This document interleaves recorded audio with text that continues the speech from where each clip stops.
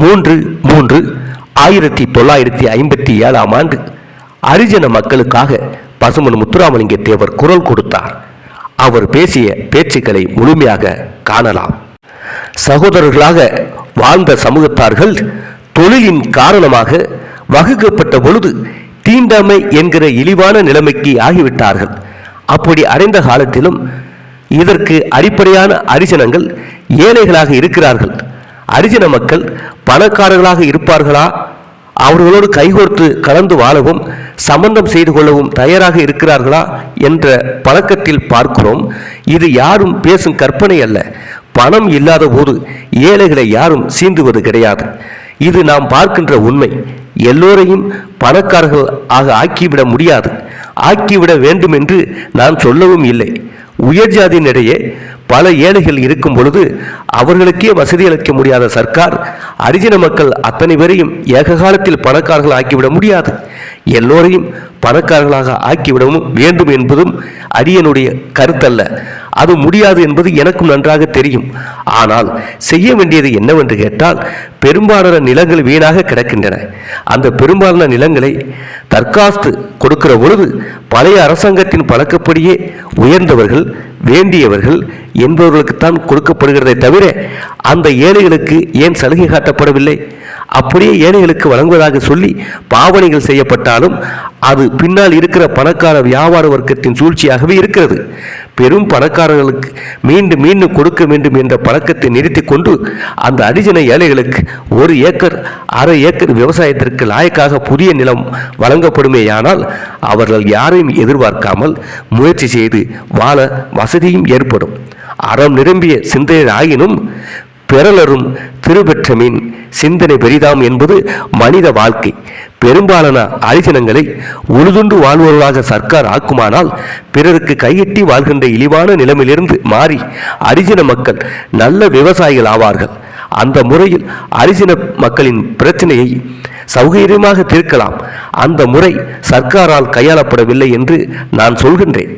இனிமேலாவது சர்க்கார் அப்படி செய்ய முடியுமா என்கிற எண்ணம் எனக்கு துளி கூட இல்லை. மதுரையில் ஹரிஜன மக்கள் தங்குவதற்கு ஒரு விடுதி ஆயிரக்கணக்கான பண செலவில் கட்டப்பட்டு இருக்கிறது. அது நகரத்தின் மத்தியில் இருக்குமானால் பல ஹரிஜனங்கள் வந்து தங்கவோ அல்லது இதர சமூகத்தோடு பழகவோ வசதியாக இருக்கும். அது பல மைல்களுக்கு அப்பால் மாட்டுத்தாவணி ஓரத்தில் இருப்பதால் அங்கே தங்க நினைக்கிற ஹரிஜன மக்கள் ஒரு வண்டி அமர்த்தி கொண்டு வருவதற்கு வாடகை கூட கொடுக்க முடியாது. பல ஹரிஜன மக்கள் தெருக்களிலும் திண்ணகளிலும் படுத்து திருடுகளாகவோ குற்றவாளிகளாகவோ கருதப்பட்டு பல துன்பங்களுக்கு ஆளாகிறார்கள். ஜாதி மத பேதமின்றி அனைத்து சமுதாய மக்களாலும் போற்றப்பெற்றவர் பசும்பொன் முத்துராமலிங்க தேவர். அவர் ஹரிஜன மக்களுக்கு பல விஷயங்கள் செய்துள்ளார். அவர்களின் ஒற்றுமை பற்றியும் பேசியுள்ளார். அது பற்றி காணலாம். ஹரிஜன மக்களுக்காக பசும்பொன் முத்துராமலிங்க தேவர் பேசியது. ஹரிஜன சகோதரர்களுக்கு ஒரு வார்த்தை சொல்ல விரும்புகிறேன். அவர்களுக்குள்ளேயே ஜாதி பாகுபாடு இருக்கிறது. அதாவது பறையர்கள், பல்லர்கள், குறவர்கள், தொம்பர்கள், ஒட்டர்கள், சக்கிலியர்கள் என்று வைத்திருக்கின்ற பாகுபாடு அளவற்று இருக்கிறது. இவர்கள் மனப்பூர்வமாக ஒருவர் கலந்து சமபந்தியில் உட்கார்ந்து சாப்பிடுவதோ தண்ணீர் அருந்துவதோ அல்லது வேறு விதமான சம்பந்தங்கள் செய்து கொள்வதோ இன்றும் தயாராக இல்லை. அவர்கள் தாழ்த்தப்பட்ட நிலையிலிருந்து உயர வேண்டுமேயானால் தங்களுக்குள்ளேயே ஒரு ஒற்றுமையை வளர்க்க வேண்டும். உதாரணமாக அவர்கள் கொடுக்கிற தாராள உணர்ச்சி ஓரளவுக்கு மேல் ஜாதியருக்கு ஒரு முன்மாதிரியாக ஆகி அவர்களுக்குள்ளேயே அவர்கள் ஒன்று சேர சாப்பிட கூசுகிற பொழுது எங்களை ஒன்றாக இருக்க சொல்லுகிறார்கள் என்று உயர் ஜாதியார் எங்களை போன்ற சீர்திருத்தவாதிகளை கேட்க முடியாத நிலையை உண்டாக்க வேண்டும். நீண்ட காலமாக உள்ள இந்த பழக்க வழக்கத்தை ஹரிஜன சகோதரர்கள் மாற்றிக்கொள்வது அவசியம். மேல் ஜாதிக்காரர்கள் காட்டும் கண்டிப்பை குறைக்கும் பொறுப்பை எங்கள் கையில் விட்டுவிடுங்கள். ஹரிஜன மக்கள் தங்களுக்குள்ளேயே உள்ள ஜாதி பிரிவை ஒழித்து ஒரு ஒற்றுமை செய்து கொள்ள வேண்டும். இதற்காக இன்று முதல் கங்கணம் கட்டிக்கொண்டு வேலை செய்ய வேண்டும் என்று என்னுடைய ஹரிஜன சகோதரர்களை மன்றாடி கேட்டுக்கொள்கின்றேன். சீர்திருத்தம் என்கிற பேச்சு காந்தியடிகளின் அரசியல் ஆரம்பிக்கும் முன்பே லோகமானிய பாலகங்காதர திலகர் காலத்திலேயே ஆரம்பிக்கப்பட்டது. இவ்வளவு நீண்ட காலமாக இருந்தும் அது இன்னும் நிறைவுபடவில்லை. ஆதி காலத்தில் உண்மையாக இருந்த பிரிவுகள் அல்ல, ஒரு துணியில் பல துணிகளை வைத்து தைத்தது போல தொழில் பழக்கத்தில் உற்பத்தியானவைதான் சாதிகள். அதை பயன்படுத்தி கொண்டு இதர மதத்தவர்கள் எங்களுக்குள் இந்த பாகுபாடு இல்லை, ஆகையால் எங்கள் மதத்தில் சேர்ந்தால் நீங்கள் சௌகரியமாக இருக்கலாம் என்று பேசி பிரச்சனையை மிக குரோதத்துக்கு உள்ளாக்கி விடுகிறார்கள். உண்மையில் அங்கிருக்கிற நிலைமையை பார்த்தால், நாற்காலியில் உட்கார்ந்தால் எச்சில் துப்பினாலும் கூட எட்டி பார்த்தாலும் கூட குற்றம் என்று சொல்லி தண்டனைக்கு உள்ளாக்குகிறார்கள். நாம் பணம் உள்ளவனாக இருந்தாலும் சரி, பணம் இல்லாதவனாக இருந்தாலும் சரி, எந்த தெருவிலும் வீடு வாங்குவதை தடுத்தது கிடையாது. நாகரிகம் பேசும் வெள்ளையர்கள் இன்னென்ன தெருக்களில் தான் வீடுகள் கட்ட வேண்டும், வாங்க வேண்டும், குடியேற வேண்டும் என்பதையும் கூட வற்புறுத்தி சட்டமாக்குகிறார்கள்.